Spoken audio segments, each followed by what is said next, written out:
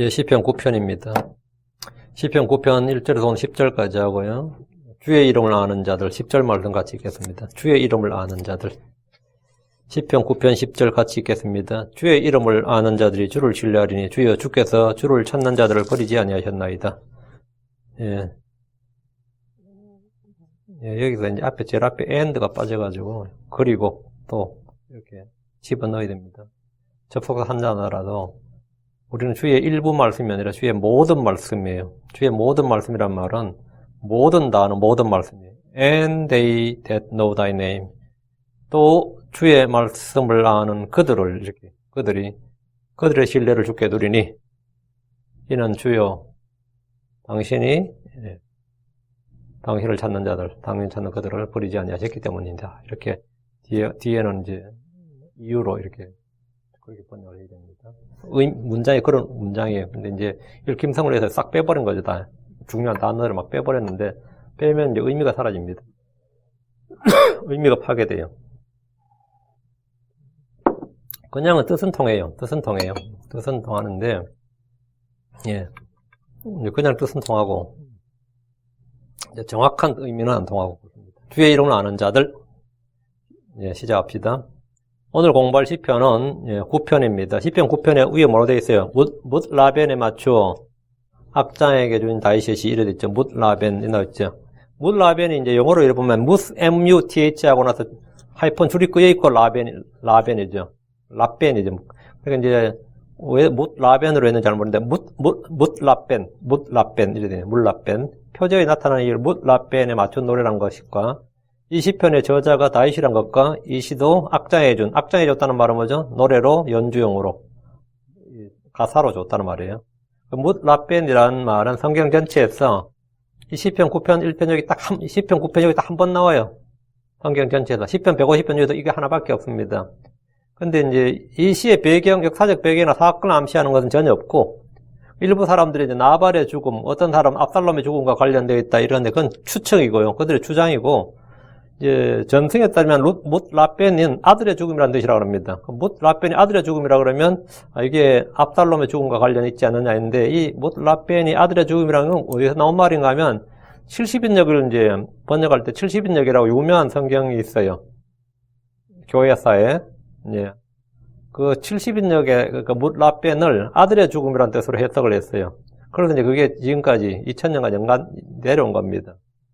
그러나 많은 사람들은 뭇 라벤은 그런 게 아니라 이건 튠, 곡조, 또는 음조와 관련된 음악 용어다.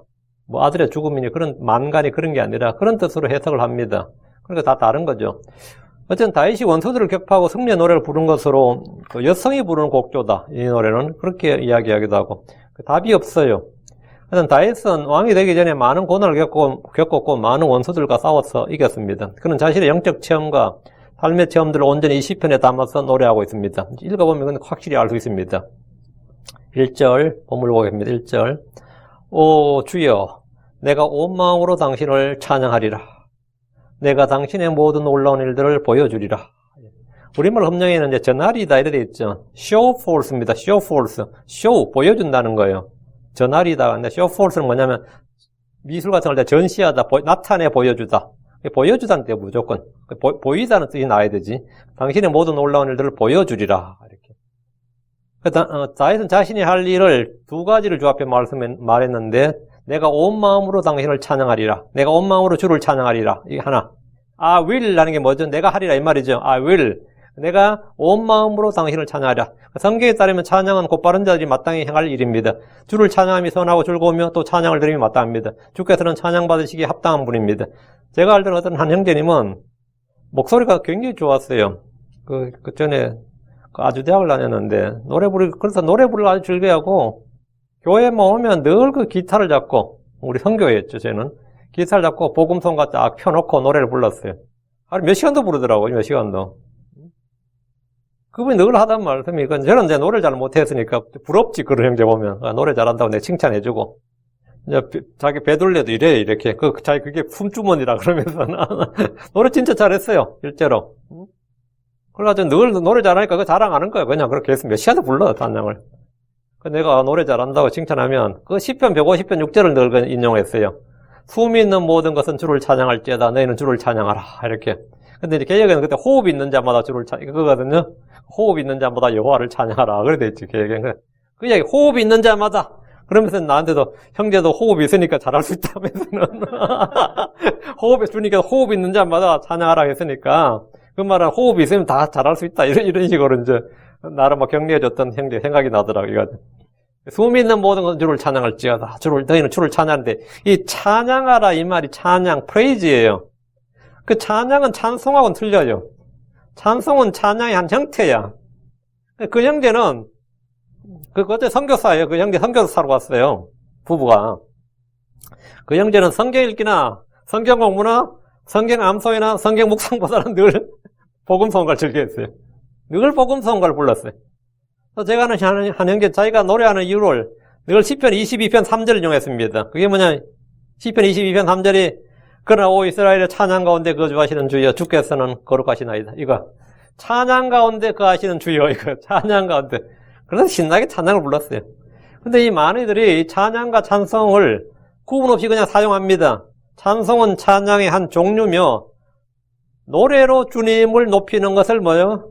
예, 노래로 주님을 높이는 것. 그게 노래로 주님을 높이는 것.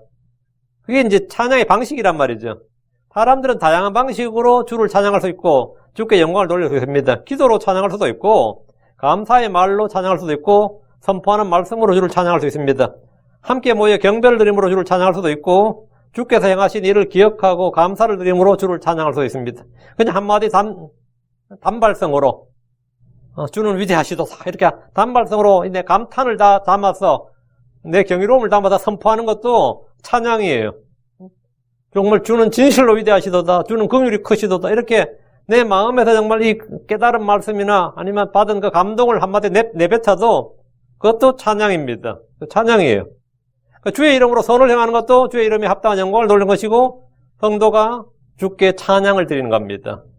다시 오 주여 내가 온 마음으로 당신을 찬양하리라. 내가 온 마음으로 당신을 찬양하리라 할 때 이거는 온 마음으로 뭐 찬송가를 부르겠다, 노래를 부르겠다 아니라 온 마음으로 노래를 부르든지 온 마음으로 기도를 하든지 온 마음으로 말씀을 전하든지 아니면 춤을 추든지 그건 방식은 상관없어. 내가 온 마음으로 당신을 찬양하리라 했는데 핵심은 온 마음으로 이 말이에요. 온 마음으로. 그 whole with my whole heart. whole이 전체죠. whole food 할 때 그런 거 쓰죠. whole 전체. 온 마음으로 whole burnt offering 하면 전체 몽땅 통째로 드리는 헌물, 번제물. 그게 whole이에요. whole. 온 마음으로 당신을 찬양하랬는데 이게 중요해요. all my heart, with all my heart, with my whole heart. 뭐 all이나 whole이나 뭐 비슷한 말인데 전체죠. 통째로 이 말이에요. 통째로. 주께 드린 것은 무엇이든지 전체 모두여야 됩니다. 절반만 떼서 주거나 뭐 나누어서 주거나 그런 건 안 돼요. 우리는 온 마음으로 그분을 찾아야 됩니다. 주님을 찾을 때 온 마음으로. 시편 119편 2절에 그분의 증언들을 지키고 온 마음으로 그분을 찾는 자들은 복이 있다다. 시편 119편 10절에 내가 온 마음으로 주를 찾았사오니 내가 주의 명령대로 떠나 방하지 않게 하소서. 그러니까 온 마음으로 주를 찾을 때는 온 마음으로. 우리는 온 마음으로 주의 복을 지켜야 됩니다. 시편 119편 34절 내게 명철을 주셔서 내가 주의 복을 지키니 참으로 내 온 마음으로 그것을 준사하리이다. 내 온 마음으로. 주께서 내 명령들을 지키는 자가 나를 사랑한 자라고 하셨습니다. 크리스천들 중에는 법이나 명령이란 말만 나오면 거부반응을 보이는 들이 꽤 많습니다. 주께서 내가 명령한 모든 것을 가르쳐 지키게 하라고 하셨던 말씀을 기억해야 됩니다. 온 마음으로 주의 법, 주의 명령을 지켜야 됩니다. 온 마음으로. 셋째, 우리는 온 마음으로 기도해야 됩니다. 기도할 때 마음을 쏟아서 온 마음으로. 시편 119편 58절 내가 온 마음으로 주의 호의를 간구하여 싸우니 주의 말씀에 따라 내게 긍휼을 베푸소서. 간구할 때 온 마음으로 구했다. 온 마음으로. 두 마음이나 double mind 또는 나뉜 마음, divided heart. 나누어진 마음으로 구하는 사람은 주께 무엇을 받을 줄로 생각하지 말아야 됩니다. 하나님은 상한 마음이나 통해하는 마음을 멸시하지 않습니다. 그러나 나누어진 마음이나 두 마음을 가진 자들은 주께서 책망하십니다. 그 기도할 때는 온 마음으로 기도하라.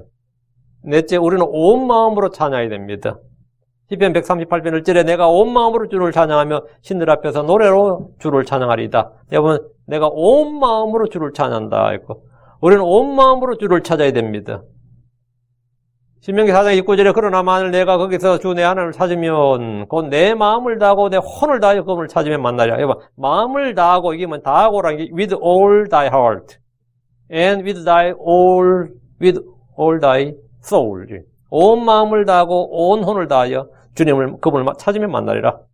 예레미야 29장 13절에도 또 너희가 마음을 다하여 나를 찾으면 나를 찾고 나를 만나리라. 너희가 마음을 다하고 또 우리는 온 마음으로 주를 사랑해야 됩니다. 마음과 성품과 힘을 다해야 할 때 신명 6장에 나오죠. 너희는 내 마음과 with all thy heart, with all thy strength, with all thy soul 뭐 쭉 나오죠. 마음과 성품과 힘을 다해서 all thy heart, 온 마음과 온 성품과 온 힘을 다해서 이 말이에요. 우리 이제 뒤에 다해서란 말로 이제 이거 떼웠는데 all이란 게 뭐죠? 예. 너의 온 마음을 다했어. 너의 온 힘을 다했어. 너의 온 성품을 다했어. 온 혼을 다해서 내 주 하나님을 사랑할지니라. 이게 크고 첫째 되는 계명이다. 온 마음을 다해서.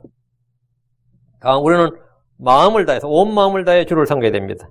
우리는 회개할 때도 우리는 마음을 다해서 회개해야 됩니다. 마음을 다하지 않는 회개는 거짓 회개입니다. 예레미야 3장 10절에 이 모든 일에도 불구하고 그녀의 배신한 자매 유다가 온 마음으로 내게 돌아오지 않냐고 단지 거짓으로 돌아왔느니라. 돌아오는데 온 마음으로 돌아오질 않았어요. 온 마음으로 돌아오지 않았다 이 말은 뭐죠? 주님은 그건 거짓으로 본다 이거예요. 그건 거짓으로 돌아왔다 이거예요. 주가 말하노라. 온 마음으로 내게 돌아오지 않냐고. 아사왕은 성경에서 마음을 다하고 혼을 다하고 힘을 다해 주께로 돌아선 왕 이런 그런 평을 받은 좋은 평판을 받았습니다. 요사밧은 마음을 다해 주를 구하는 왕 이런 평판을 받았는데 우리도 마음을 다해서 온 마음을 다해서 해야 된다고요. 온 마음을 다해서 하는 게 뭐냐면 주를 찾을 때도 온 마음을 다해 찾고 주의 법을 주의 명령을 지킬 때도 온 마음을 다했어. 기도할 때도 온 마음을 다해 간구하고 찬양할 때도 온 마음을 다했어. 온 마음을 다했어. 온 마음을 다해 주를 사랑하고 온 마음을 다해서 주를 섬기고 온 마음으로 회개하고 마음을 다해서 whole heart 온 마음을 다해서 주를 신뢰해야 됩니다. 잠언 3장 5절에 내 마음을 다하여 주를 신뢰하고 내 자신의 명철을 의지하지 말지어다. 기도할 때도 마음을 다해 주께 부르짖고 믿을 때도 마음을 다해 믿어야 돼. 마음을 다해 믿으면 가니라. 하나님은 전부가 아니면 그건 디펙트야. 흠결이 있는 것, 흠 있는 것. 그 전부가 아니면 전무. 전부냐, 전무. 아무것도 아닌 것으로 얘기해. nothing, all or nothing이다, 이 말입니다. 다시 1절. 내가 당신의 모든 놀라운 일들을 보여주리라. 다시 보여주고자 한 그분의 놀라운 일들이 뭡니까? 주의 모든 놀라운 일. 당신의 모든 놀라운 일들을 내가 보여주리라. 내가 당신의 모든 놀라운 일들을 보여주리라. 했거든요. 다시 보여주고자 한 그분의 놀라운 일들이 뭡니까? 첫째, 그분의 구원입니다. 그분의 구원을 보인다, 이거.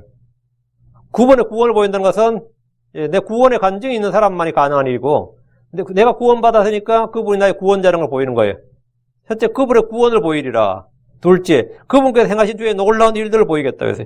당신은 모든 놀라운 일들을 보여주리라. 내가 천지 창조를 보여줄 수는 없잖아요. 그러나 주님이 나에게 행하신 선한 일, 큰 일들은 보여줄 수 있죠. 그게 체험 간증이, 간증 체험이고. 셋째, 주의 찬양을 보인다. 주의 찬양을 보입니다. 넷째, 주의 의를 보이겠다고 했습니다. 주의 의를. 다섯째가 주의 자애. 우리 성경에 친절한 사랑 이래 번역했는데 loving kindness예요. loving kindness. 자애를 보이겠다. 다음에 우리는 크리스천들로서 뭔가를 보여줘야 되는데 사람들은 듣는 것보다 보는 것을 좋아합니다. 그래서 보여달라 그래요. 보여주길 원합니다. 우리는 뭘 보여줘야 됩니까? 우리가 보여야 하는 게 뭡니까? 성령은 보이지 않습니다. 그러나 성령의 권능이나 성령의 일이나 성령의 열매나 성령의 선물이나 이런 건 보일 수 있습니다. 믿음은 보이지 않습니다. 그러나 사람들은 내 믿음을 내게 보이라 이렇게 요구합니다. 야고보서에 나오죠. 내 믿음을 내게 보이라. 보이라. Show me thy faith. 보이라고요. 우리의 믿음은 믿음의 행위를 통해서 보여줄 수 있습니다. 믿음은 안 보이는데 믿음의 행위를 통해서 보여줄 수 있다고요. 사랑은 보이지 않습니다. 그러나 사랑의 수고는 보입니다. 그렇죠? 하나님은 보이지 않습니다. 그러나 하나님의 권능과 신격은 그분의 작품을 통해서 보입니다. 크리스천이란 그리스도를 보여주는 그리스도의 뭐다? 서신입니다. 그리스도의 존재를 나타내 보이는 향기예요. 그리스도를 보여주는 빛입니다. 우리는 세상에 비치고 빛의 자녀들인데 빛은 빛 자체를 보이는 게 아닙니다. 빛은 비추어서 무언가를 보여주는 거지. 우리는 누군가에게 그리스도를 보여주는 존재들이단 말이죠. 디도스, 뒤로 신약하다 디도스 갑니다. 디도스 2장 7절, 10절, 3장 2절. 이 야고보서, 디도스를 바울 사도가 쓴 야고보서라 그래요. 디도스를. 왜 그런 말이 나올 것 같아요? 예. 바울이 믿음의 사도인데 디도서에는 야고보서 못지않게 행위를 강조하는 서신이라고 그래가지고 디도서를 이제 바울이 쓴 야고보서라 그럽니다. 디도서 2장 7절, 10절. 모든 일에서 내 자신을 선한 행위의 본으로 보이며, 여기 언더라인. 내 자신을 뭐로 보이라고요? 모든 일에서 내 자신을 선한 행위의 본으로 보이며, 우리가 우리 자신을 보이라는 거예요. 선한 행위의 본으로 보이며, 교리에서 부패하지 아니한과 신중함과 성실함을 보이고, 보이라는 게 세 가지죠? 내 자신을 선한 행위의 본으로 보이라. 교리에서 부패하지 아니함과 신중함과 성실함과 네 가지를 보이라고. 보이고라는 말씀이 주목하시고, 우리 자신을 보여야 됩니다. 우리 자신을 보여야 되고요. 다음, 여기 선한 행위의 본으로 보이라고 했고, 다음 7제가 신중함과 성실함을 보이라고 했고, 다음에 전체로 충성한 것과 선하게 충성한 걸 보이라고 했어요. 뒤에서 2장 10절, 훔치지 말고 전적으로 선하게 충성한 것을 보이게 하라. 여기 언더라. 보이게 하라. 뭘 보이라고요? 전적으로 선하게 충성하는 것을 보이게 하라. 다음, 뒤에서 3장 2절, 온유함을 보이라. 아무도 비방하지 말며 말다툼하는 자가 되지 말며 오직 부드러우며 모든 사람이 온전히 온유함을 보이게 하라. 이 보이게 하라잖아요. 또 있어요. 너희의 모든 절제를 보이게 하라. 알게 하라. 그 절제도 보여야죠. 절제는 성령의 열매입니다. 온유함도 보여야 되고, 온유함도 성령의 열매예요. 온유함도 보여야 되고, 절제도 보여야 되고, 선하게 충성한 것도 보여야 되고, 신중함, 성실함, 부패하지 아니함, 이런 다 보여야 된다는 겁니다. 믿음도 보여야 되고, 사랑도 보여야 돼요. 이건 우리가 보여주어야 할 것들입니다. 마지막에 뭐냐, 신약 성도들에게, 베드로전서 2장 9절에 나오죠. 예수 그리스도에 대한 찬양을 보여줘야 된다. 예수 그리스도에 대한 찬양을 보여줘야 된다. 다시 시편으로 왔어요. 2절, 9편 2절. 내가 주를 기뻐하고 즐거워하리이다. 내가 노래로 주의 이름을 찬양하리이다. 오, 주 가장 높으신 이여. 다윗은 계속해서 내가 하리라. 내가 뭐뭐 하리이다. 내가 하리이다. 나오죠. I will을 반복하고 있습니다. 이것은 다윗의 선한 소원이고 의지입니다. 결단이에요. 우리도 주 앞에서 내가 하리라고 생각하고 말할 때가 많습니다. 그러나 우리는 우리가 하겠다고 한 것을 제대로 할 수가 없습니다. 내가 하리라 못한 거죠. 그래서 주께서 허락하시면, 주께서 원하시면, 주께서 뜻하시면 이렇게 말합니다. 근데 내가 주를 기뻐하고 즐거워하리라. 이것은 우리 주께서 항상 기뻐하라는 주의 명령에 순종하겠다는 말입니다. 내가 주를 기뻐하고 즐거워하리라. 이건 뭐죠? 주님께서 우리한테 항상 기뻐하라. 그렇죠? 기뻐하라. 내가 다시 말하니 기뻐하라. 이 주의 명령에 순종하겠다는 그 소원과 선한 소원과 결단이에요. 우리는 주를 기뻐하고 주의 말씀을 기뻐하고 주의 구원을 기뻐합니다. 기쁨은 성령의 선물이고 열매입니다. 다시 2절. 내가 노래로 주의 이름을 찬양하리이다. 감사와 찬양은 주께 드린 영적 희생물입니다. 주를 찬양하고 주의 이름을 찬양하고 주의 영광을 찬양하고 주의 놀라운 일들을 찬양하고 주의 이적들을 찬양하는 것은 영적 제사장들이 해야 될 의무의 특권입니다. 우리가 찬양해야 될 게 당연히 주의 이름, 주님을 찬양해야 돼요. 당연히 주의 이름을 찬양하고 주의 영광을 찬양하고 주의 놀라운 일들을 찬양하고 주의 이적들을 찬양하고. 다윗은 온 마음으로 주를 찬양했고 올바른 마음으로 주를 찬양했으며 노래와 악기로 주를 찬양했습니다. 춤을 춘 적도 있었고요. 그는 주께 하루 3번 기도를 했고 다윗은 날마다 3번 기도를 했어요. 7번 주를 찬양했습니다. 시편 119편 164절 뒤로 넘어가고 다윗이 하루에 이거 참 엄청난 겁니다. 하루 3번 기도한 것도 물론 규칙적으로 하면 3번 기도한 것도 놀라운 일인데 찬양은 다윗의 그 전공이었어요. 시편 119편 164절 주의 의로운 판단들로 인하여 내가 하루에 7번 주를 찬양하리이다. 여러분 언제 얼마나 자주 주를 찬양하는지 생각해 보십시오. 찬양은 내 감정과 기분과 관련된 것이 아니라 주의 말씀과 관련되어 있습니다. 뒤로 와서 시편 138편 4절 언제 주를 찬양하냐 이거 언제 주를 찬양하냐 응? 내 기분 좋을 때 내 일 잘 풀릴 때가 아니단 말이에요. 시편 138편 4절 예. 오 주여 땅의 모든 왕이 주의 입의 말씀들을 들을 때 주를 찬양하리다. 언제? 주의 입의 말씀들을 들을 때. 그러니까 주의 말씀들을 듣고 깨달을 때 찬양은 마음에서 흘러나오는 자연스러운 반응입니다. 성도들은 주의 말씀을 듣고 기뻐하고 말씀을 찬양합니다. 여러분은 주를 찬양해야지 하나님의 말씀을 찬양한다는 것이 말이 되느냐? 성경을 찬양한다는 것이 말이 되느냐? 이런 분들이 가끔 있어요. 하나님께 영광을 돌리는 건 말이 되지만 성경의 영광을 돌린다 그러면 어때요? 말씀의 영광을 돌린다 그러면 그게 말이 되는가 이렇게 생각할 겁니다. 이건 제가 우리 교회 설교도 한번 했어요. 성경 숭배가 우상 숭배인가 뭐 그런 설교가 있었어요. 하나님의 말씀의 영광을 돌리라. 뭐 제목을 제가 잘못한 그런 게 있었습니다. 저희 홈페이지에 있어요. 제가 자주 듣던 제가 킹덤 성경을 이야기하고 하나님의 바른 말씀을 갖고 이야기하면 주님을 찬양해야지 말씀을 너무 성경에 집중하고 너무 말씀을 이야기하는 게 아니냐. 성경을 숭배하는 것은 그 우상을 숭배하는 것이 아닌가. 뭐 이렇게 말을 합니다. 이는 참으로 어리석고 한심한 말입니다. 그 사람이 지금 지가 하는 말이 뭔지 몰라요. 하나님의 말씀은 우상이 아닙니다. 하나님이 말씀이고 말씀이 하나님입니다. 말씀이 육신이 되신 분이 예수 그리스도입니다. 예수님의 이름이 뭐죠? 하나님의 말씀입니다. 예수님이 하나님의 말씀이라 불린다고요. 계시록 19장 13절에 또 그분께서 피에 담근 옷을 입으셨는데 그분의 이름은 뭐다? 예수라 불리느니라 아닙니다. 그분의 이름은 뭐다? 하나님의 말씀이라 불리느니라. 그분의 이름은 하나님의 말씀이라 불리느니라. 하나님의 말씀이 곧 하나님입니다. 이 진리는 오늘날 한국의 크리스천들, 심지어 성경 신자들이라는 사람들도 잘 모르거나 인정하기 꺼려합니다. 이 하나님의 말씀, 우리가 킹덤 성경할 때 이 하나님의 말씀, 이게 말씀이 육신이 되신, 말씀이 사람이 되신 분이 예수님이고, 말씀이 영감으로 주어져 기록으로 된 것, 이 기록된 것이 성경이다. 그러니까 이 둘은 완전히 똑같은 것이다. 그래서 우리는 하나님의 모든 말씀, 이 한 말씀 한 단어, 한 글자, 한 글자, 이 모든 말씀이 뭐라? 하나님의 영감으로 주어진 것이고, 이게 하나님의 말씀, 하나님이다 하면, 너무 좀 받아들이기가 좀 심하네 싶은가. 나도 성경을 사랑하고, 성경을 존중하고, 성경에 대해서 나도 애정을 갖고 있지만, 그건 좀 너무한 거 아닙니까? 이런 분들이, 잘 믿는 사람들 중에서 그런 분들이 있어요. 뭐 안 믿는 사람들 상식니까. 잘 믿는 사람들이 막 발칵하는 분들이 있어요. 성경을 찾아서 우리 확인을 좀 합시다. 두 구절 봅니다. 시편 56편 4절 10절. 예전에 제가 이 성경을 다 찾았기 때문에, 근데 한참 요즘 내가 이제 너무 많았어. 시간 관계상 안 했는데, 안 찾으니까 말씀을 놓쳐요. 시편 56편 4절 10절. 시편 56편 4절. 하나님 안에서 내가 그분의 말씀을 찬양하리라. 하나님 안에서 내가 뭐라고? 뭘 찬양한다고?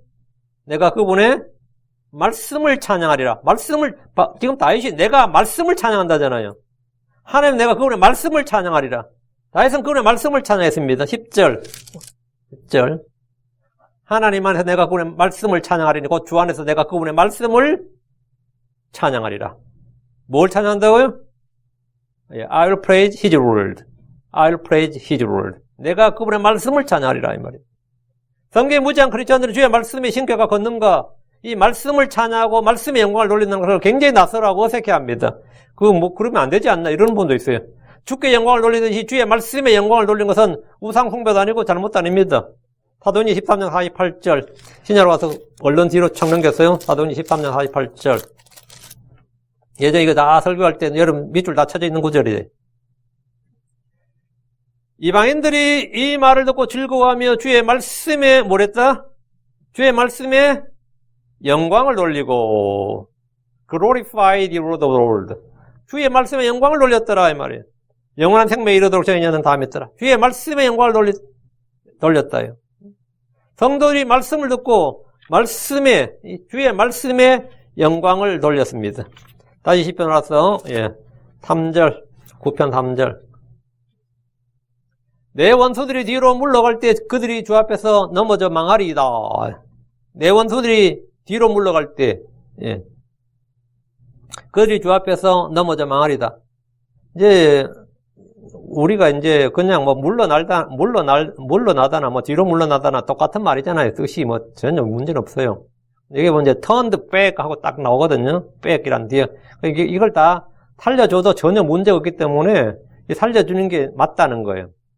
그게 성경이 바르게 뭐 의미상은 그래 읽거나 문제. 제가 이렇게 한다고 여러분이 이 성경 읽을 때 문제 되는 건 하나도 없어요. 이거 읽고 부조 읽고 은혜 받으면 그건 상관없고, 우리는 이 성경도 굉장히 이제 개혁보다 훨씬 좋은 성경인데, 우리는 훨씬 더, 좀 더, 좋은, 좀 더 나은 이 성경을 지금, 여기 이 영어 킹덤 성경을 기준으로 했을 때, 내 원수들이 뒤로 물러갈 때, 그들이 주 앞에서, 그들이란 말도 없죠. 당연히 킹덤이 있어요. They shall fall 이렇게. 그러니까 당연히 있어야 됩니다. 그들이 주 앞에서 넘어져 망하리라. 주의 면전에서 이러면 더 좋고요. 주 앞에서 넘어져 망하리라 이렇게 됩니다. 내 원수들이 할 때 내 원수들이란 말에서 이 내 원수들이 누구냐면 본문에서는 이제 1차적으로는 다윗의 원수들이 당연히 다윗의 시편이니까 다윗의 원수들이겠죠. 다윗을 공격하려고 했던 그의 원수들 중에 망하지 않는 사람이 없습니다. 다윗을 공격했던 사울왕은 망했습니다. 반역자였던 압살롬은 그의 아들이었지만 망했습니다. 블레셋을 비롯한 주변 나라들은 다윗을 공격했지만 모두 멸망했습니다. 이 구절의 말씀을 이제 예수 그리스도를 예표하는 다윗이 예수 그리스도를 예표하는 왕으로 다윗의 왕자 예수님을 예표하는 왕으로 보면 예언의 말씀이 됩니다. 주 예수님을 대적하러 모인 모든 무리들은 주 앞에서 넘어져 망합니다. 멸망합니다. 사탄이든지 짐승이든지 거짓 대언자든지 주를 대적하는 모든 자들이 죽임을 나고 멸망합니다. 아마겟돈 전쟁에 모인 모든 민족들, 왕들, 기병들은 모두 죽임을 나고 새들에 모이게 됩니다. 그들이 주 앞에서 넘어져 망하리라. 이 말씀은 주의 원수들, 이스라엘 원수들, 교회 원수들의 종말을 예언하는 겁니다. 예언이란 것이 뭐냐? 예언이란 것은 단순히 미래에 일어날 일을 말한 것이 아니라 하나님의 의지의 실행입니다. 이 크리스천들이 예언이란 말에 대해서 이 프로피사이 하면 말이죠. 앞으로 예를 들어 일기예보하면 내일 비가 오리라 이러면 비가 온 걸 예측하는 거죠. 1년 뒤에 경제가 폭망하리라 이건 예측이잖아요. 근데 그게 척척척 맞으면 그 사람 대단한 예언가가 되는 거야. 다 맞으면.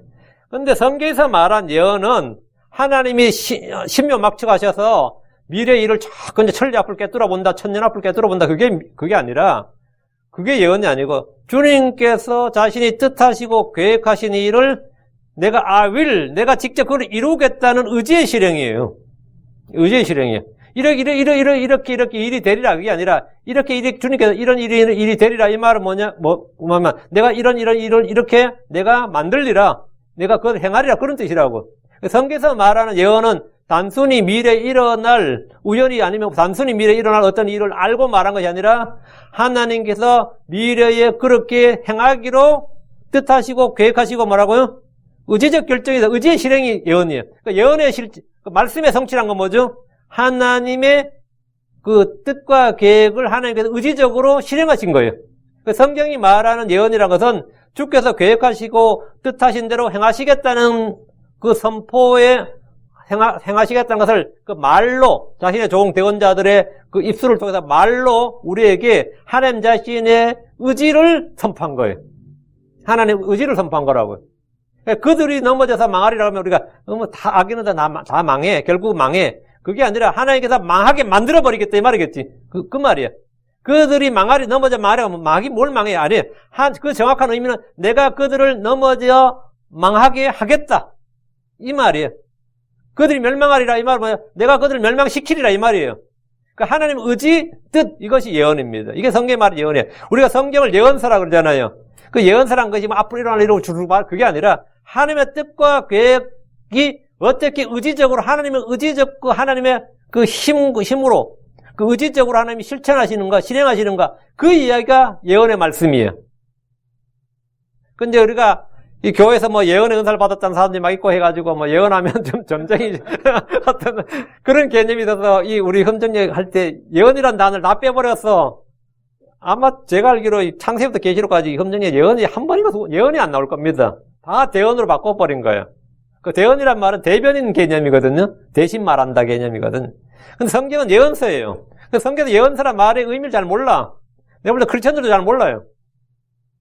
그러니까 요즘은 예언보다 대언이 낫다는데 그렇지도 않아요.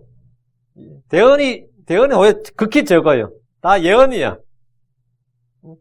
예, 대언자 소위 말하는 우리가 개혁하는 선지자들 있잖아요. 근데 말하지 이사야나 누가 말한 거는 그 하나님께서 이걸 행하겠다는 앞으로 이런 일을 행하겠다는 그걸 계시로 선포한 거라고요. 의지적으로. 그게 예언이라고요. 이 설명하기 참 어렵네. 그래도 우리는 쉽지, 그죠? 이건 아무것도 아니에요, 사실은. 하나님 원수를 갚아주시는 분이고 보복하시는 분입니다. 하나님 원수들을 대적하시며 소멸시키는 분입니다. 히브리 10장 3절에 원수 갚는 일은 내게 속하였으니 내가 갚아주리라 주가 말하노라. 이 말씀입니다. 하나님 의지가 느껴지죠? 원수 갚는 일은 내게 속하였으니 내가 갚아주리라. 내가 갚아주리라. 주가 말하노라. 이게 뭡니까? 이게 예언이에요. 내가 하겠다 이거야. I will, 주님께서 I will라는 건 전부 다 예언이에요. 주님께서 하시리라는 건 다 예언이라고 그게. 그게 성경이 말한 예언이에요. 4절입니다. 이는 주께서 나의 권리와 나의 사정을 옹호하시고 주께서 왕좌에 앉아서 바르게 심판하시기 때문이라. 이 구절 보면 이제 이게 언제 이야기인지 아시겠죠? 재림에서 주님께서 왕국을 세우시고 예루살렘에 왕좌에 앉으시는 장면이잖아요. 다윗이 왕좌에 앉으신 장면이잖아요. 4절에도 앞에 for라는 단어가 있습니다. for, 이유를 나타낸 in은. 그게 뭐냐, 1, 2, 3절에 주님께서 이제 다윗이, 말을 하고 원수들이 이제 멸망하리이다 하고, 이는, 왜 이런 일이 발생하느냐? 왜 멸망하느냐? 이는, 주께서 나의 권리와 나의 사정을 옹호하시고, 주께서 왕좌에 앉아서 바르게 심판하셨기 때문이라. 그래서 원수가 멸망한다고요. 그래서 이는이란 말이 빠져버리면 될 것 같아요? 안 될 것 같아요? 안 돼요. 근데 이제, 그냥 대충 뜻이 통해. 대충은 통해. 근데 우리말 성경 역본들에는 개역이나 한긴 험정이 이 단어를 다 빼버렸는데, 킹제임 성경에 재미로 그냥 포 붙여놓은 거 아닙니다. 그냥 없어도 말, 좌우 해도 빼고 한국말 없는 것처럼 했는데, 있다고. 이 말은 1절부터 3절까지 다윗이 한 말의 모든 근거와 이유가 되는 말씀이 뭐라고요? 4절 딱 4를 한 단어에 걸려요. 이는. 다윗의 원수들이 물러가고 넘어져 멸망하는 이유가 주께서 다윗의 권리와 사정을 옹호하시기 때문입니다. 왜 주의 원수들이 왜 멸망하는 거죠? 당연히 하나님께서 우리 위해서 우리의 권리와 사정을 옹호하시기 때문이에요. 주께서 왕좌에 앉아서 바르게 심판하시기 때문에 원수들이 멸망하는 거예요. 다윗의 승리는 자신의 힘이 아니라 하나님 의로우신 심판의 결과라는 사실을 지금 고백하는 겁니다. 나의 권리와 사정이란 본문에서 나의 권리가 right, 권리라는 게 뭐죠? 요즘은 civil rights, 시민의 권리, 인간의 권리, 사회적 권리, 흑인들의 권리, 여성의 권리, 아동 권리, 요즘은 애들도 권리가 있다, 그러죠? 요즘 죄수들도 인권이라죠. 죄수들의 권리, 가장 기본적인 인권. 인간마다, 사람마다 그 기본적 천부인권이 있다고 그러잖아요. 그 성경에서 말하는 지금 나의 권리할 때 권리는 그런 권리가 아닙니다. 지금 이 시대는 개인의 권리, 사람들의 권리만 있고, human rights, 인권만 있는 거. 하나님의 권리가 무시되는 시대입니다. 사정이란 거 코우즈란 말이지. 이게 대의명분이란 거예요, 사정. 이 사정이라고 할 때 이 사회에 이슈들이 있죠. 지금 이 사회의 시대는 공정, 아니면 이게 평등, 이슈들이 있어요. 여성평등, 양성평등, 결혼에 대해서 성평등, 별의별 게 다 이슈들인데, 이런 사정, 이런 것들이 아닙니다. 지금 우리가 살고 있는 이 시대는 별별 이슈들, 별별 사정들이 많습니다. 나의 권리와 나의 사정이란 것은 주 예수 그리스도의 권리와 사정입니다. 자, 주께서 왕좌에 앉아서 바르게 심판하셨기 때문이다. 주께서 왕좌에 앉았을 때 이 주의 왕자를 하시고, 주의 왕자는 성경에서 여러분 아시죠? 주의 왕자는 무슨 왕자? 의의 왕자입니다. 주의 왕자는 무슨 왕자? 심판의 왕자입니다. 잠언 20장 8절에 심판의 왕자에 앉으신 왕은 자기 눈으로 모든 악을 흩어지게 하느니라. 심판의 왕자에 앉은 왕, 예수님이죠. 주의 왕자는 무슨 왕자? 은혜의 왕자입니다. 우리 이 은혜 왕자 앞으로 담대히 나아갑니다. 주의 왕자는 무슨 왕자? 영광의 왕자입니다. 주의 왕자는 무슨 왕자? 영원한 왕자입니다. 주님께서는 스텝 다운 한 일이 없어요. 탄핵당할 일도 없고, 선거에서 떨어질 일도 없고, 물러날 일도 없고, 구태사도 없고, 멸망할 일도 없고, 주의 왕자는 영원한 왕자입니다. 주는 영원하신 왕이고, 주의 왕자는 영원합니다. 예레미야가 5장 19절에, 오, 주여, 주는 영원토록 계시오며, 주의 왕자는 대대 일어나이다. 신약에서 이 왕자의 정체가 나옵니다. 이 왕자의 정체가 뭐죠? 어린 양의 왕자, 이렇게. 우리는 왕자 한가운데 계시는 어린 양이란 말을 봅니다. 왕자 한가운데 계시는 어린 양, 뭐예요? 어린 양의 왕자라고요. 이 왕자로부터 수정같이 맑은 생명수가 흘러나옵니다. 이 왕자가 바로, 주께서 왕자에 앉으사, 심판의 왕자에 앉으사, 의의 왕자에 앉으사, 은혜의 왕자에 앉으사, 영원한 왕자에 앉으사, 영광의 왕자에 앉으사, 바르게 마셨다, 심판하셨기 때문이라, 이렇게, 때문이라 해야 됩니다. 하면 5절입니다. 주께서 이교도들을 책망하셨나이다. 주께서 사악한 자를 멸하셨나이다. 주께서 그들의 이름을 영원 몽토록 없애셨나이다. 지금 세 가지를 말하고 있죠. 이 말씀은 지금까지 성취된 말씀들이 아닙니다. 주께서 이교도들을 책망하셨다는 것은 대환란 때 성취될 말씀입니다. 물론 사악한 자들이 멸망한 예는 성경에 많이 나옵니다. 사악한 자를 멸하셨나이다 하면 많이 나오는데 여기서 말한 사악한 자는 저 사악한 자, 그 사악한 자예요. 다윗을 대적했던 나발도 망했고 골리앗도 망했습니다. 이스라엘 편파했던 파라오도 망했습니다. 주를 대적했던 유다도 망했고 빌라도도 망했습니다. 하나님께서 사악한 자를 멸하셨습니다. 근데 본문에서 더 위키드로 나오죠. 주께서 그 사악한 자를 멸하셨나이다. 더 위키드는 마귀를 가리킵니다. 우리는 이제 많이 배웠죠. 데살로니가 후서 2장 8절에 저 사악한 자 곧 멸망의 아들 그랬죠. 그런 계시록에 나오는 짐승입니다. 소위 말해 적그리스도라고요. 주께서 그들의 이름을 영원 뭉토록 없애셨나이다 할 때 그들은 이교도들과 사악한 자를 모두 말합니다. 그들의 이름을 영원 뭉토록 없앴다. 그 왜 그렇죠? 어디서 없앴다는 거예요? 생명책에서 없앴다고. 없어져. 그 생명책 이름이 기록되지 않는 거예요. 여러분 지옥에 간 부자 이름이 나와요 안 나와요? 안 나온다고. 나사로 이름은 아브라함 품에 있는 아브라함도 나오고 나사로 이름이 딱 나오잖아. 지옥에 간 부자는 이름이 안 나온다고. 주께서 그들의 이름을 영원 뭉토록 없애셨나이다. 그들 이교도들과 사악한 자를 모두 말합니다. 그들의 이름을 영원 뭉토록 없앴다는 것은 천년왕국이 끝날 때 성취될 말씀입니다. 6절입니다. 오 너 원수여 멸망들이 영원한 종말이 이르렀도다. 여기 언들한 멸망들이 영원한 오 너 원수들이여 오 너 원수여 멸망들이 영원한 종말이 이르렀도다. 또 주께서 도시들을 멸하셨으니 그것들에 대한 기억이 그것들과 함께 사라졌나이다. 오 너 원수여라 할 때 너 원수가 누굽니까? 성경에 따르면 멸망받을 마지막 원수가 누구예요? 고린도전서 15장 26절 나오잖아요. 멸망받을 마지막 원수는 사망이니라 이렇게. 우리는 이제 계시록에 나오죠. 계시록에 보면 멸망 순서가 나오죠. 아마겟돈 전쟁에서 왕들과 이역의 기병들이 멸망하고 차례도 나오잖아요. 다음에 용과 짐승과 거짓 선자가 불못에 던져지고 다음에 지옥과 사망도 불못에 던지더라. 불호수에 던지더라. 이렇게 나오죠. 그 순서가 딱 나오죠. 제일 마지막 멸망받을 마지막 원수가 뭐라고요? 예, 사망이니라. 사망과 지옥이란 말이죠. 근데 고린도전서 15장에는 이제 부활자이니까 멸망받을 마지막 원수는 사망이니라 나오는데 여기 이 본문에서 지금 시편에서 멸망받을 마지막 여기서는 너 원수 할 때는 주의 원수로서 막입니다. 너 원수하면 짐승이고요. 이 원수의 정체와 그의 종말에 대해서는 뒤로 넘겨서 이사야 14장 5절에서 7절 이사야 14장 5절 7절 봅니다. 이사야 뒤로 조금만 넘기면 됩니다. 이사야 14장 5절 7절 조금만 하면 뭐 성경 금방 한번 찾아요. 주께서 사악한 자의 지팡이와 지리자들의 호를 꺾으셨도다.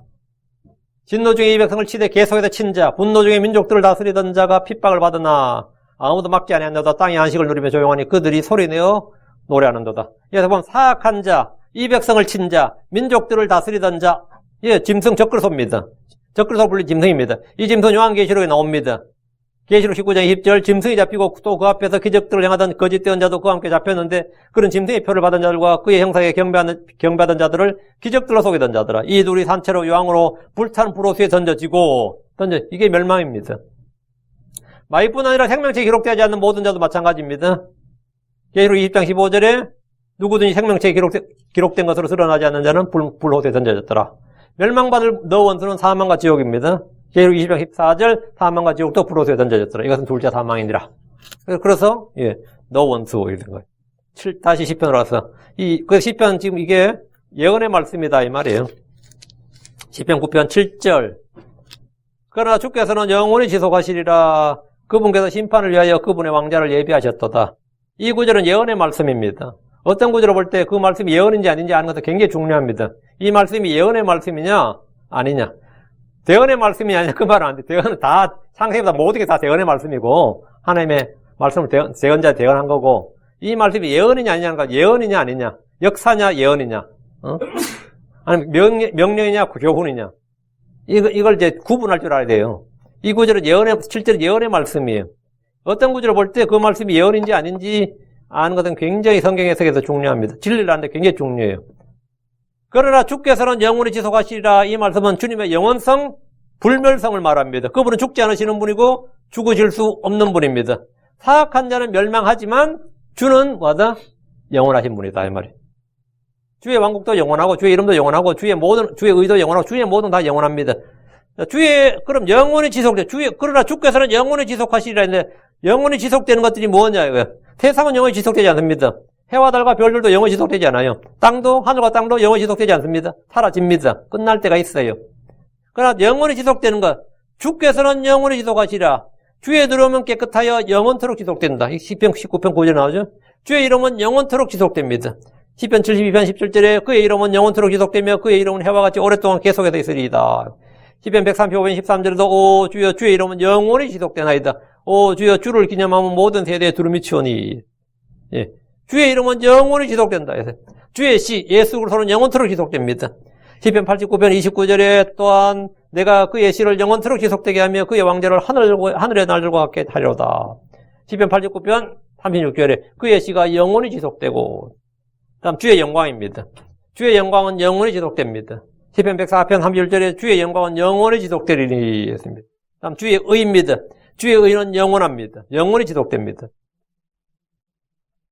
이사야 51장 6절에 내 구원은 영원히 있고 내 의는 없어지지 아니하리라. 시편 111편 3절에 그분께서 행하시는 일은 존귀하고 영광스러우니 그분의 의가 영원히 지속되는도다. 다음 주의 말씀, 주의 판단들, 주의 진리는 영원히 지속됩니다. 시편 119편 160절에 주의 말씀은 처음부터 진실하오니 주의 의로우신 판단들은 모두 영원히 지속되나이다. 주의 말씀 1.1억도 떨어지지 않습니다. 베드로전 1장 25절에 그러나 주의 말씀은 영원토록 지속되나니 복음으로 너희에게서 보낸 말씀들이 이 말씀이니라. 영원토록 주의 말씀은 영원토록 지속된다. 주의 통치는 영원합니다. 주의 왕자는 영원합니다. 다음 주의 긍휼은 영원토록 지속됩니다. 시편 138편 8절에 오 주여 주의 긍휼은 영원토록 지속되오니 주의 손으로 지으신 것들을 버리지 마옵소서. 주님은 영원뭉토록 살아계신 분이시기에 그분의 모든 것은 영원히 지속됩니다. 시간이 아무리 지나고 환경이 바뀌면서 없어지고 깨어지고 떨어지고 사라지고 해도 주의 말씀은 사라지는 것이 없습니다. 다시 7절. 그분께서 심판을 위하여 그분의 왕자를 예비하셨도다. 이게 심판의 왕자죠. 이 왕자는 온 땅을 심판하시기 위해서 이 땅에 우리 주님께서 재림하셔서 앉으시는 왕자입니다. 주께서 예비하신 왕자가 이제 다윗의 왕자죠. 예. 이제 마태복음 25장 31절에 이 구절이 사람의 아들이 그분의 영광 중에 모든 거룩한 천사와 함께 올 때 그분의 영광의 왕자에 앉아서 마태복음 25장에 나오죠. 그분의 영광의 왕자에 앉아서 뭘 해요? 민족들을 양과 염소로 분리한다고. 주께서 친히 예비하신 그 영광의 왕자에 앉으시면 그분 온 땅을 의로 심판하시고 철장으로 통치하십니다. 주께서 목자가 양과 염소를 분류하듯이 농부가 알곡과 죽전을 구분하듯이 의의 왕국, 그 천연왕국에 들어갈 자와 영존하는 불로 들어갈 자를 구분하십니다. 그게 뭐냐면 그분께서 심판을 위하여 그런 왕자를 예비하셨도다. 왕자가 예비되면 뭐가 되는 거죠? 예, 심판이 행해지는 거죠. 이게 이제 민족들의 심판, 요사박 골짜기 심판하는 게 바로 이 구절 7절에 해당되는 겁니다. 8절입니다. 근데 여러분 성경 읽을 때 이게 어느 시점에 어느 이야기를 하고 있는지도 이제 작작이 잡혀야 돼요. 예언의 말씀은 그게 잡혀야 돼요. 8절. 또 그분께서 세상을 의로 심판하실 것이요. 그분이 그 백성을 곧바르게 심판하시다. 세상을 할 때 세상은 이교도와 이방인이죠. 그분이 그 백성을 곧바르게 심판, 그 백성은 뭐죠? 이스라엘이죠. 이게 또 이제, 딱 잡혀야 되는데, 지금 우리가 읽는 함정력으로 이게 안 잡힙니다. 그분께서 세상을 의로 심판하시며, 원래 바로 백성들에게 심판을 받고, 이로 돼 있네요. 백성들에게 아니고 그 백성을, 곧바르게 심판해. 이렇게 됩니다. 그 백성들을 바꾸시고, 그분이 그 백성을 곧바르게 심판해요. 앞에는 이방인, 이교도, 뒤는 이스라엘. 이제 그때 이제 대환란 때 이제 크리스천들 다 올라갔고요. 이 구절 역시 예언의 말씀입니다. 하나님은 세상을 뭐로 심판하신다? 의로 심판합니다. 심판의 기준은 언제나 뭐예요? 의입니다. 의. 하나님께서 뭘로 심판하시냐 그러면 의로 심판하신다고. 그 성경에서 의라는 게 뭔데 그럼? 의가 뭔데? 구약에서는 율법의 의, 신약에서는 믿음의 의예요. 율법으로는 아무 육체도 의롭게 될 육체가 아무도 없습니다. 아무도 의롭게 될 육체가 없어요. 율법으로는 아무도 의롭게 될 육체가 없어요. 사람의 의는 다 더러운 누더기 같은 겁니다. 하나님이 세상을 판단하는 기준, 심판하는 기준은 모세 율법이 아닙니다. 하나님의 의는 예수 그리스도입니다. 이 의는 하나님의 의, 율법과 대언자를 증언하는 의, 율법 밖에 있는 하나님의 의예요. 사람이 구원받느냐 멸망하느냐 심판의 기준이 되는 것이 뭐라고요? 예수 그리스도 이 말입니다. 예수 그리스도다 이 말입니다. 그러니까 그분께서 세상을 의로 심판하실 것이요 할 때 의로 심판하신단 말이 그분께서 예수 그리스도로 말미암아 그 예수 하나님의 신 예수 그리스도로 말미암아 세상을 심판한다고요. 예수를 믿었느냐 안 믿었느냐요. 우린 예수를 믿음으로 그렇게 되었습니다. 세상은 예수를 믿지 않음으로 멸망합니다. 구원의 근거가 의이시니 심판의 기준도 의란 사실에 주목하셔야 됩니다. 그 사람이 구원받느냐 안 받느냐를 뭘로 해요? 그 사람 행위 같은 게 아니라고요. 혈통도 아니고 신분도 아니고 지위도 아니고 민족 어느 그런 게 아니라고. 의라 무슨 의? 하나님이신 예수. 그 예수를 기준으로 구원이 판결 나듯이 마찬가지 심판의 기준 역시 의다 이 말이에요. 의. 모든 것의 기준은 항상 의예요. 의. 하나님 의.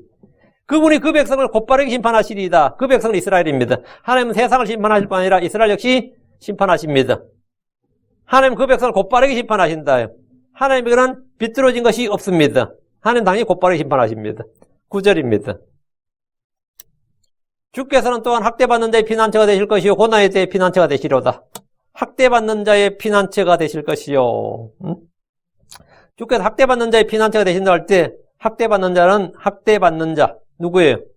학대받는 자가 누굴 것 같아요? 환난 성도들입니다. 대환란 때 이스라엘 용과 짐승으로부터 학대를 받습니다. 그리고 온 땅의 모든 민족들로부터 학대를 받아요. 그래서 야곱의 뭐라 그래요? 고난. 대환란을 다른 말로 야곱의 고난 또는 큰 환난. 주께서는 그들의 뭐가 된다? 피난처가 되신다고요. 고난의 때에 피난처가 되시리라 이 말씀에서 고난의 때는 야곱의 고난의 때 Great Tribulation 큰 환난의 때입니다. 그와 같은 고난이 전에도 없었고 이후에도 없었다 이 말이에요. 그날에 주님은 학대받는 자의 피난처가 되십니다. 이때 주의 보호하신가 인도를 받는 사람들이 대환란 때 말하는 소위 남은 자들 또는 이기는 자들 되는 겁니다. 예. 10절입니다. 또 주의 이름을 아는 그들이 주를 신뢰하리니 주의 이름을 아는 그들이 주를 신뢰하리니 이는 주여 주께서 주를 찾는 자들을 버리지 아니하셨기 때문이라. 또 주의 이름을 아는 그들이란 예수 그리스도가 주 하나님이시고 구원자이심을 아는 자들 말합니다. 성경은 아버지와 아들을 아는 것이 영원한 생명, 영생이라고 했습니다. 유대인들은 아직도 그분의 이름을 모릅니다. 무슬림들은 아직도 주의 이름을 모릅니다. 주의 이름이 무엇인지 누구인지 전혀 모릅니다. 주의 이름을 아는 그들은 현 시대는 크리스천들입니다. 대환란 때는 주 예수님의 믿음과 그분의 명령들을 지키는 자들이 그분의 이름을 압니다. 그들은 주를 신뢰합니다. 그들이 주를 신뢰한다. 왜 그들이 주를 신뢰하냐? 주여, 이는 주여, 주께서 주를 찾는 자들을 버리지 아니하셨기 때문이라. 그래서 남은 자들이 있는 거예요. 그렇지 않으면 아무도 없죠. 다 멸망했지. 주여, 주께서 주를 찾는 자들을 버리지 아니하셨기 때문이라. 그래서 그들은 주를 신뢰하는 겁니다. 그들이 주를 아는 것은, 또 주를 신뢰하는 것은 그들이 똑똑해서 잘나서가 아닙니다. 의롭거나 거룩해서 안 해. 그들이 주를 신뢰하는 것은 주께서 주를 찾는 자들을 버리지 아니하셨기 때문입니다. 그래서 그들이 주를 알고 주를 신뢰하는 겁니다. 여러분이 언제든지 주를 찾기만 하면, 주를 부르기만 하면 당연히 주님께서는 자신을 계시하시고 그들의 피난처가 되시고 구원자가 되시는 겁니다. 예. 오늘 여기까지요. 10절까지 하고 11절부터 20절은 다음 시간에 계속 하도록 하겠습니다. 예. 시편 말씀이 엄청나게 역사와 예언을 아우르고 있기 때문에 다윗을 중심으로 그 이전 역사와 창세기부터 이전 역사와 또 계시록까지 그 이후 역사를 함께 그 역사와 예언을 아우르고 있기 때문에 아주 우리에게 성경 공부 굉장히 유익합니다. 이 말씀을 잘 이해하시고 잘 받아들이시기 바랍니다. 기도합시다. 주의 이름을 아는 자들이 주를 신뢰하리니 이는 주께서 주를 찾는 자들을 버리지 아니하셨다고 하셨습니다. 아버지 하나님 저희에게 주를 찾게 하시고 주를 부르게 하시고 또 주를 알게 해주시고 주를 신뢰하도록 해주셔서 감사합니다. 저희의 구원자가 되시고 저희의 모든 것이 된 주님, 향후로 이 땅에서 주를 찾는 자들, 주를 신뢰하는 모든 자들이 고난과 핍박을 받을지라도 주께서 그들의 방패가 되시고 방벽이 되시고 피난처가 되시고 요새가 되셔서 또 그들을 둘러 진을 쳐주셔서 아버지 하나님 오히려 주를 더욱더 찬양하게 하시길 원합니다. 주의 높으신 이름과 그분이 행하신 일과 그분의 놀라운 말씀들을 저희가 전할 수 있는 성도를 되도록 인도해 주시옵소서. 늘 주의 성령을 충만케 하여 주셔서 위로부터 신선한 기름으로 기름 부어주시고 깨닫는 마음을 주셔서 아버지 하나님의 세상에서 어떤 일이 닥치더라도 마음에는 기쁨과 즐거움이 차고 넘치게 해주시옵소서. 사랑 아버지 하나님께서 은혜 베풀어 주셔서 저희가 계속해서 말씀을 공부해 나갈 수 있도록 해주시고 조용한 가운데 주님 모시는 그날까지 전념해서 하나님의 말씀을 공부하고 더 공부하고 이 말씀을 통해 주님을 알고 또 주님의 이름을 부르고 신뢰하게 하여 주시기를 간구합니다. 하나님, 주님께서 우리를 부르셨사오니 또 그 부르심에 합당한 또 그 부르심, 그 주의 이름에 걸맞은 그런 성도들이 되도록 도와주시고 또 저희가 그런 합당한 평가를 주님 보시기에 그런 합당한 성도가 되게 하여 주시기를 원합니다. 이 세상에 저희가 보여줄 것들이 참으로 제 육신의 어떤 걸 보여준 것이 아니라 아버지는 성경에서 말한 바 보여주라고 한 바로 그것들을 저희가 보여줄 수 있는 성도를 되도록 해주시옵소서. 감사드리며 예수 기도합니다.